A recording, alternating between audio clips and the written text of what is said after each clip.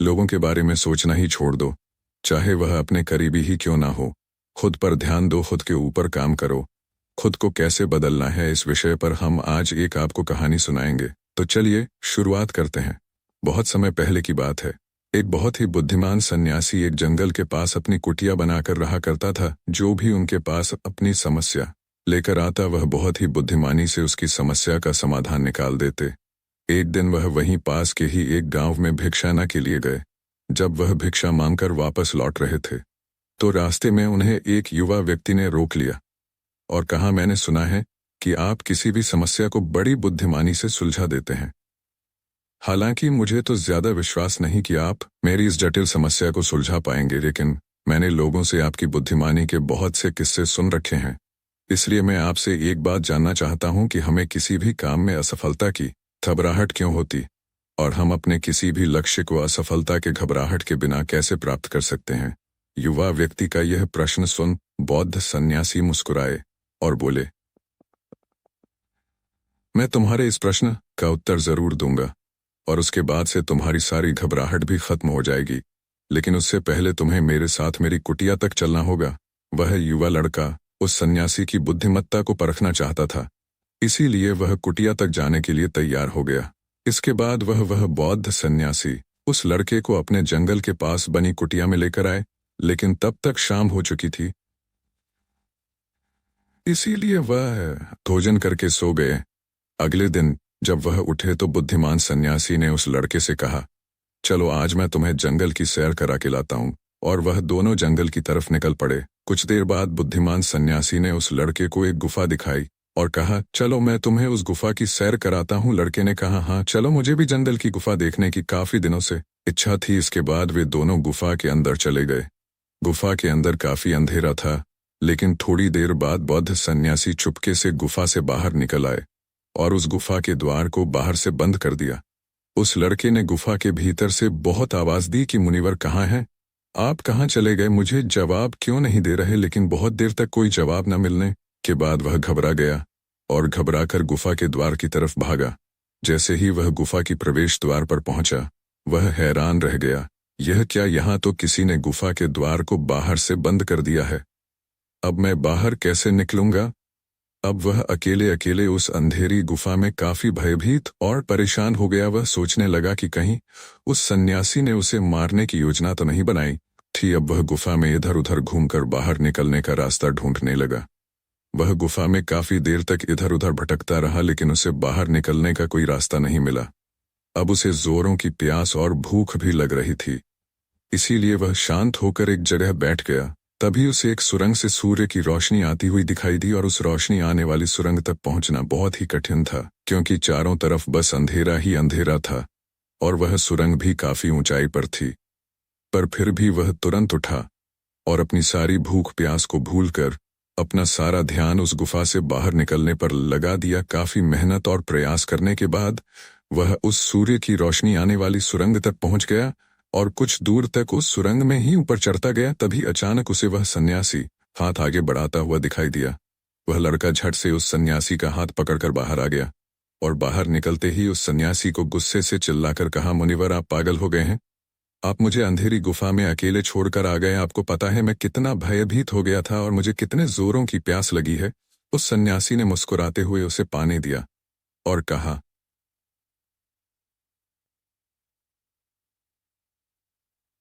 मेरी बातों को ध्यान से सुनना। तुम इस गुफा के बाहर सिर्फ 2 कारणों की वजह से निकल पाए, जिसने तुम्हें इस गुफा से बाहर निकलने के लिए मजबूर किया। पहला कारण, क्योंकि तुम्हें जोरों की प्यास और भूख लगी थी, और दूसरा कारण, तुम्हें वहां घुटन महसूस हो रही थी, क्योंकि तुम्हें मित्रों और परिवार वालों के साथ रहने की आदत पड़ चुकी है। अब मैं तुम्हें 2 मुख्य कारण बताता हूं जिसकी वजह से तुम इस गुफा से बाहर निकल पाए। पहला कारण, क्योंकि तुम्हारे साथ वहां यह कहने के लिए लोग नहीं थे कि इतने अंधेरे में इतनी ऊंचाई पर तुम उस सुरंग तक कैसे पहुंच पाओगे, ये तो असंभव है। और दूसरा कारण, वहां यह कहने के लिए भी लोग नहीं थे कि चलो कोई दूसरा रास्ता देखते हैं, इससे भी आसान रास्ता मिल जाएगा और हम बहुत आसानी से इसको फिर से बाहर निकल जाएंगे। सफलता प्राप्त करने का नियम भी कुछ ऐसा ही है। यह तो मैंने तुम्हें सफलता कैसे प्राप्त करी इसकी एक छोटी सी दुनिया बनाकर दिखाई है। और वास्तविक दुनिया इससे कहीं अधिक जटिल होती है। वहां हमें सलाह देने के लिए बहुत से फलत लोग मिल जाते हैं जो खुद तो कुछ कर नहीं पाए, लेकिन हमें ज्ञान देंगे कि यह मत करो, यह बहुत कठिन है, यह तुमसे ना हो पाएगा। इससे अच्छा तो तुम वह काम कर लो, उसमें तुम्हें निश्चित रूप से सफलता मिल जाएगी। और ऐसे ही वह हमारे दिमाग को भटका कर चले जा, और हमें खुद पर संदेह होने लगता है। सफलता न मिलने का एक बड़ा कारण यह भी है कि सफलता प्राप्त करने की प्रक्रिया बहुत लंबी होती है। और यहाँ जब हमारा मन घंटों घंटों में बदल जाता है, तो फिर लक्ष्य प्राप्ति के महीनों और सालों के प्रयास में ही हमारा मन क्यों नहीं बदलेगा। हमारा मन बदल ही जाता है और हम उस रास्ते को छोड़कर अलग अलग राष्ट्रीय अपनाने लगते हैं।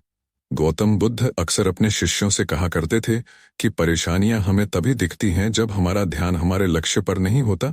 और यह बात 100% सही है। जैसे जब एक तीरंदाज तीर मारने वाला होता है तो वह अपनी एक आंख को बंद कर लेता है और दूसरी आंख से सिर्फ लक्ष्य को देखता है, तब जाकर वह अपने लक्ष्य को भेद पाता है। ठीक इसी प्रकार हमें सफलता का डर तभी लगता है जब हमारा ध्यान अपने लक्ष्य पर ना होकर रास्ते पर आने वाली कठिनाइयों पर होता है। तो तुम इस गुफा से बाहर इसीलिए निकल पाए क्योंकि तुम्हें गुफा के अंदर सुरंग से आने वाली रोशनी के अलावा और कुछ दिखाई नहीं पड़ रहा था। अगर उस गुफा के अंदर प्रकाश होता तो तुम वहां के बड़े बड़े गड्ढों और कीड़े मकोड़ों को देखकर डर जाते और वहीं भटकते रह जाते। इसीलिए अपना सारा ध्यान केवल अपने लक्ष्य पर टिकाए रखो और आसपास क्या हो रहा है, लोग क्या बोल रहे हैं, उस पर ध्यान देना बंद कर दो। तुम्हारे मित्र और रिश्तेदार क्या कर रहे हैं, उन्हें सफलता मिली कि नहीं, ये सब देखना बंद कर दो और केवल खुद के काम पर ध्यान दो। फिर देखना कि जब तुम्हारा समय आएगा तो लोग खड़े होकर तुम्हारे लिए तालियां बजाएंगे। और इतना कहकर वह बुद्धिमान सन्यासी मौन हो गए। उस युवा लड़के ने कहा, मुनिवर, आपने तो आज मेरी आंखें ही खोल दी। आपने कही हर एक बात में ही मुझे बुद्धिमानी नजर आई। आप सच में बहुत बुद्धिमान हैं, इसीलिए सभी आपको बुद्धिमानी का लोहा मानते हैं। मैं आपको वचन देता हूं कि आज से मैं मेरे मन को कभी भी असफलता के डर से नहीं सताऊंगी। मैं अपना पूरा ध्यान सिर्फ अपने काम पर लगाऊंगा और जल्दी ही एक सफल व्यक्ति बनकर दिखाऊंगा। इतना कहकर उस लड़के ने बुद्धिमान सन्यासी का धन्यवाद किया और वापस अपने गांव चला गया। तो दोस्तों, चलिए इसके बाद की इससे भी अच्छी कहानी की शुरुआत करते हैं। पुराने समय की बात है।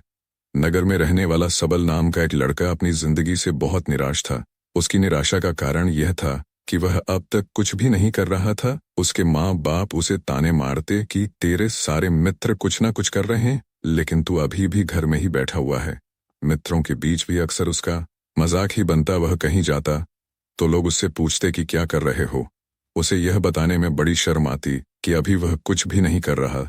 धीरे धीरे उसने रिश्तेदारों के यहाँ जाना और लोगों से मिलना जुलना कम कर दिया। वह ज्यादातर समय अपने घर में ही बैठा रहता। वह अकेले में रोता, भगवान को कोसता और अपनी किस्मत को दोष देता।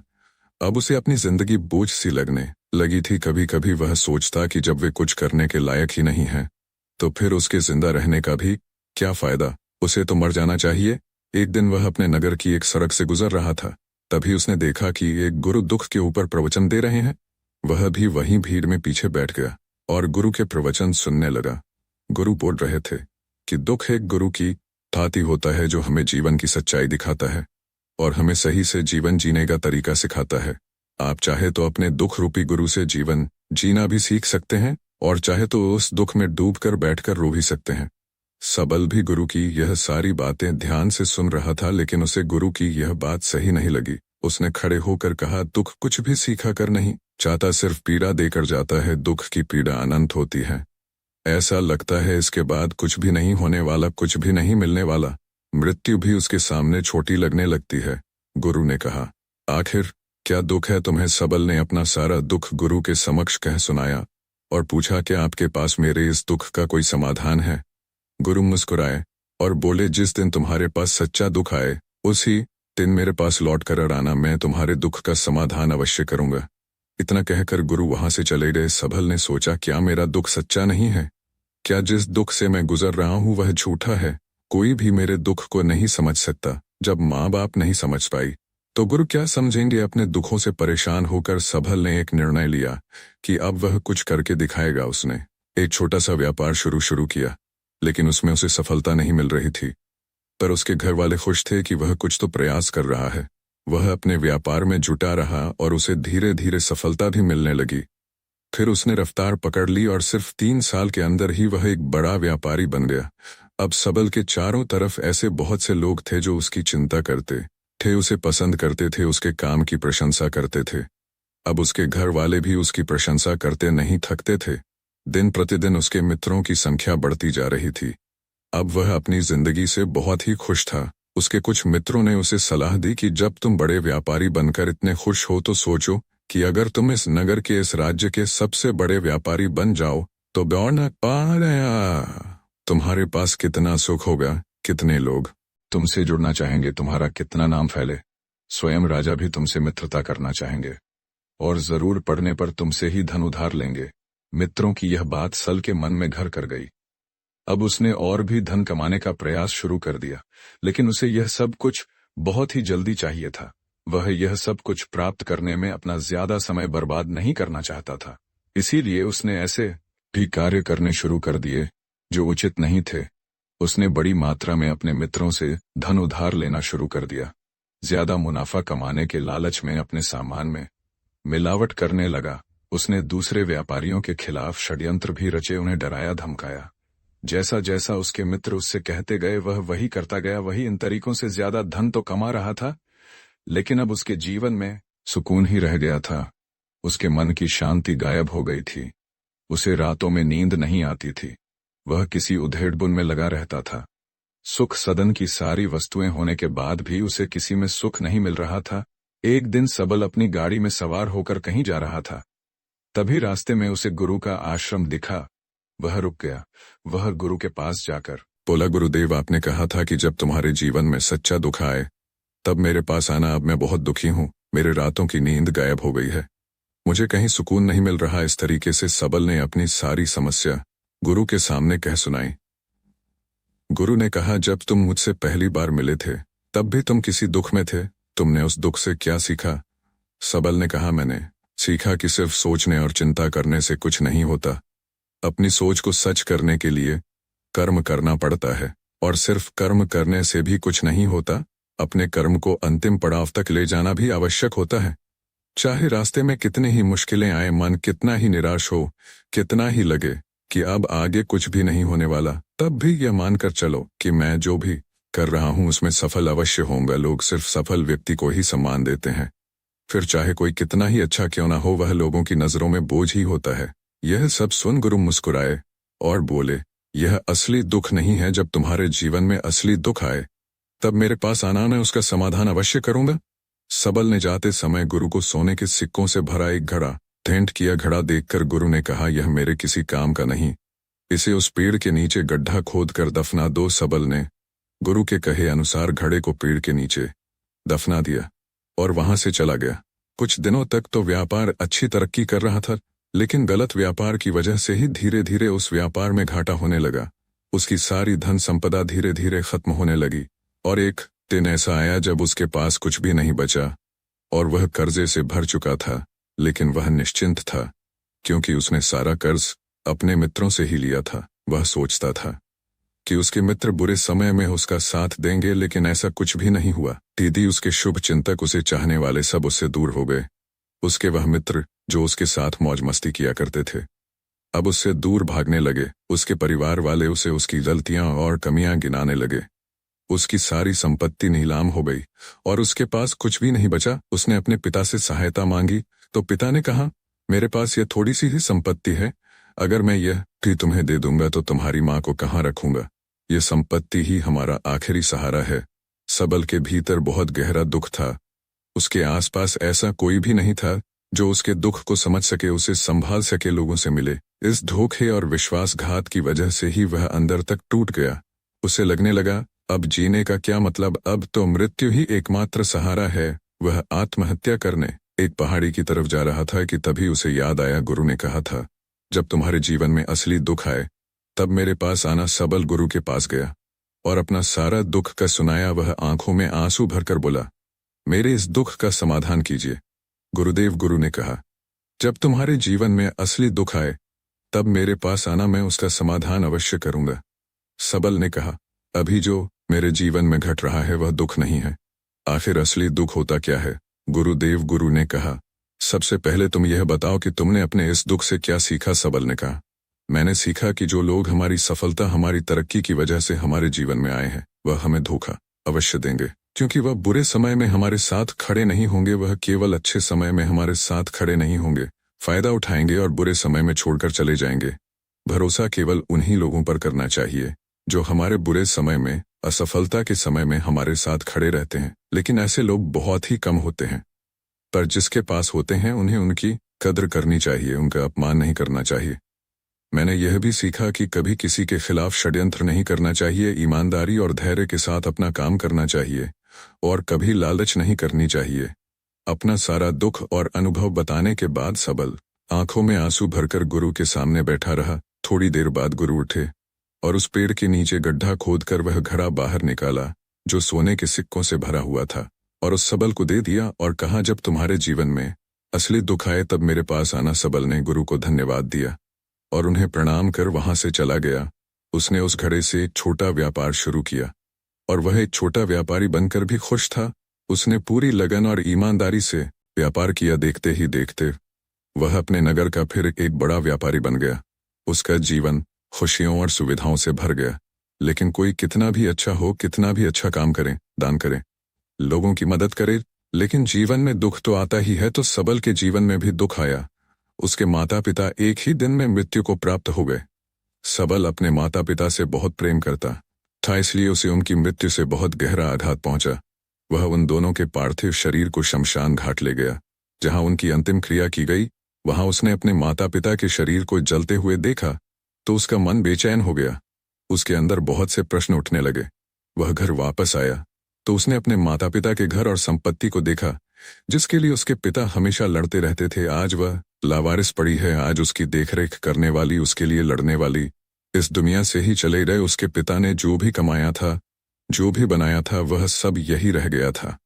एक दिन पहले तक किसी से भी अपनी संपत्ति के लिए लड़ जाने वाले उसके पिता आज खुद इस दुनिया से अलविदा हो गए थे। उसका मन इसी तरह के अनेक विचारों के बवंडर में फंसा हुआ था।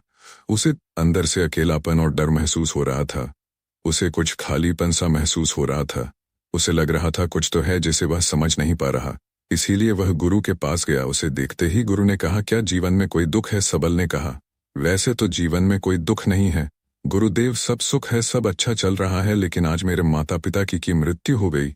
इस घटना से मेरा मन बहुत दुखी और बेचैन है। गुरु ने कहा, इसमें दुखी होने वाली कौन सी बात है?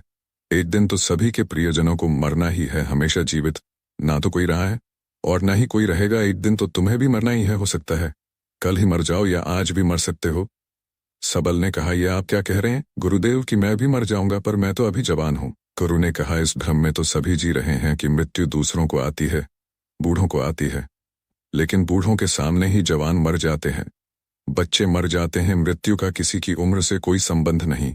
यह तो सबको अपना शिकार बना लेती है। गुरु की यह बातें सबल के मन में घर कर गई और वह चुपचाप वहां से चला गया। लेकिन उसका मन अभी बेचैन था, अब भी अशांत था। वह कुछ खालीपन सा महसूस कर रहा था। वह पूरे दिन अपने बारे में ही सोचता रहता कि वह कौन है, इस दुनिया में क्यों आया है, क्या सिर्फ चीजों का प्रयोग करना और मरना ही जीवन का लक्ष्य है? ऐसे ही बहुत से प्रश्न उसके मन में लगातार उठ रहे थे, लेकिन उसे अपने किसी भी प्रश्न का उत्तर नहीं मिल पा रहा था और उसका दुख दिन प्रतिदिन बढ़ता जा रहा था। इसीलिए कुछ दिनों बाद वह फिर गुरु के पास पहुंचा और बोला, गुरुदेव, मैं बहुत दुखी हूं, क्योंकि मैं यह नहीं जान पा रहा कि मैं कौन हूं और इस दुनिया में क्यों आया हूं। यह सुन गुरु मुस्कुराए और बोले, आज पहली बार तुम्हारे जीवन में सच्चा दुख पैदा हुआ है।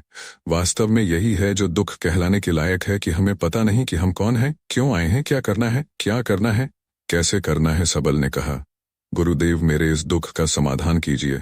गुरु ने कहा, हम सभी इंसान जीवन भर क्या इकट्ठा करते रहते हैं? सबल ने कहा, सभी इंसान जीवन भर धन, संपत्ति, मान सम्मान, परिवार, मित्र, पद, प्रतिष्ठा इत्यादि इकट्ठा करते रहते हैं। गुरु ने कहा, क्या इन इकट्ठा की हुई सभी चीजों में से एक भी चीज हम अपने साथ ले जा सकते हैं? सबल ने कहा, नहीं गुरुदेव, इनमें से कुछ भी साथ नहीं जाता। मेरे माता पिता के साथ भी कुछ नहीं गया, सब तो यही छूट गया, घर, परिवार, संपत्ति, सब कुछ। गुरु ने कहा, अब मेरी बातों को ध्यान से सुनना है। इस दुनिया में हमें जो इकट्ठा करना चाहिए वह तो हम कभी इकट्ठा करते ही नहीं चीजें। हमारे सामने ही होती हैं, लेकिन हम उन्हें देखने का प्रयास ही नहीं करते। इस दुनिया में हमें जिस चीज को इकट्ठा करना है वह हम खुद हैं। हमें खुद को ही इकट्ठा करना है, ताकि जब मृत्यु हो तो हम एक हो सके और स्वयं को पहचान सके। हम भीतर से बटे हुए हैं, प्रेम में, नफरत में, क्रोध में, जलन में, क्रूरता में, धन में, संपत्ति में, पद में, प्रतिष्ठा में, मान में, पहचान में, धर्म में, जाति में, ऐसे ही सैकड़ों हजारों चीजों और वासनाओं में हम बटे हुए हैं। हम टुकड़ों में जीवन जी रहे हैं। इस बंटवारे की वजह से हमारी चेतना कभी एक नहीं हो पाती। हमारी चेतना शक्ति बिखर गई है, इसलिए हमारे पास इतना भी समय नहीं है, इतनी भी ऊर्जा नहीं है कि हम मुड़कर एक बार अपने भीतर देख सकें। वास्तव में जिस धन की कमी, सुविधाओं की कमी, मान सम्मान की कमी को लोग दुख समझते हैं और जीवन भर उसे दुख दुख बोलकर रोते रहते हैं और उनका समाधान खोजने का प्रयास करते रहते हैं, उन्हें उसका समाधान कभी मिलेगा ही नहीं। क्योंकि जिन्हें लोग दुख कहते हैं वह असली दुख है ही नहीं, वह तो सिर्फ इंसान की चाहत है, उसकी इच्छा है, जिसकी पूर्ति कभी नहीं की जा सकती। इसीलिए यहाँ व्यक्ति को ऐसे दुखों का कभी समाधान मिला ही नहीं। इसीलिए इन सब के ऊपर अगर अपने दुखों का परम समाधान चाहिए तो सबसे पहले अपने आप को इकट्ठा करो, अपनी ऊर्जा को इस संसार से वापस खींचो और एकत्रित करो।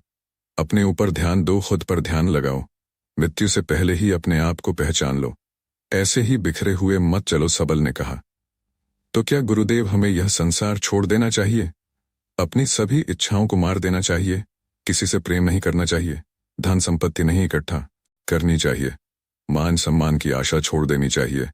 गुरु ने कहा एक बिखरे हुए मनुष्य के अंदर से कामनाएं, इच्छाएं और वासनाएं ऐसे ही निकलती हैं जैसे पहाड़ से कोई पत्थर गिर रहा हो जिस पर पहाड़ का कोई नियंत्रण नहीं है सिवाय देखने, परेशान होने और कुछ होने के। इसी प्रकार एक बिखरे हुए मनुष्य की इच्छाएं अनियंत्रित और दुखदायी होती है। उसका अनियंत्रित मन कुछ भी इच्छाएं और कल्पनाएं करता रहता है और दुखी होता रहता है। लेकिन जब व्यक्ति एकत्रित हो जाता है तो वह जो भी करता है सब उसके नियंत्रण में रहता है, तब इच्छाएं भी उसकी इच्छा से निकलती हैं। सबल ने कहा, गुरुदेव आपने मेरे सच्चे दुख का समाधान कर दिया। आपका बहुत बहुत धन्यवाद। आज से मैं खुद को एकत्रित करने का प्रयास करूंगा। गुरु ने कहा, मानो शरीर में बहुत ऊर्जा है, बहुत शक्ति है और ये बेकार के कामों में भटक रह गई है, पृथ्वी की चीजों में लगी रहती है। यह ऐसा ही है जैसे कि एक अत्यंत शक्तिशाली मशीन किसी बच्चे के हाथों में दे दी गई हो और वह बिना सोचे समझे, बिना किसी नियंत्रण और जानकारी के बस इसकी शक्ति को कहीं भी बर्बाद कर रहा हो। इसीलिए अपने चेतना की शक्ति पर ध्यान दो और इसे एकत्रित करो। सबल को अपने प्रश्नों का उत्तर मिल चुका था। उसने गुरु का धन्यवाद किया और चुपचाप वहां से चला गया। दोस्तों, मैं उम्मीद करता हूं कि यह कहानी सुनने से आपके जीवन में अच्छे बदलाव आए होंगे। आपको इस वीडियो से क्या सीखने मिला यह कमेंट करके जरूर बताएं और अपने परिवार, दोस्तों या आपके करीबी इंसान के साथ यह कहानी शेयर करके उन्हें भी इस ज्ञान से परिचित करवाएं। बाकी अगर आपको यह वीडियो दिल से अच्छी लगी हो तभी इस वीडियो को लाइक कर देना और आपने अब तक इस चैनल को सब्सक्राइब न किया हो तो चैनल को सब्सक्राइब भी जरूर कर देना। आपका हर दिन शुभ हो और खुशियों से आपका जीवन भरा रहे। धन्यवाद। नमो बुद्धाय।